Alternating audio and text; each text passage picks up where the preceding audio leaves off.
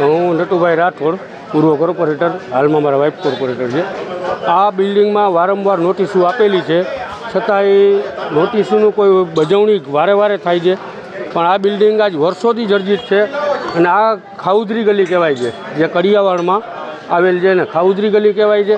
અને અહીંયા રાત્રે એટલું પબ્લિક નાસ્તામાં હોય છે કે જેના લીધે આકાશમાં જ થવાનો જ હતો. અમે વારંવાર નોટિસો આપી છે, વારંવાર કોર્પોરેશનમાં રજૂઆત કરેલી છે, પણ આ બિલ્ડિંગનું હવે આ સાવ પરિસ્થિતિ એવી છે કે આ બિલ્ડિંગ સાવ ગમે ત્યારે ઢગલો થઈ શકે એમ છે. હવે વારે વારે રજૂઆત કરેલી છે, વારે વારે બધું.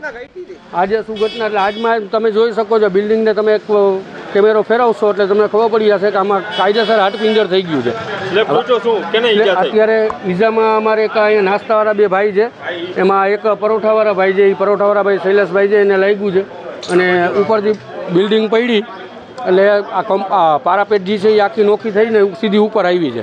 એટલે એ સીધી રેકડી ઉપર છે. આ તો સારું છે કે હજી કદાચ 12-1 વાગ્યાની આસપાસ હોત ને તો કાયદેસર અહીંયા લોકો જમવા આવે છે.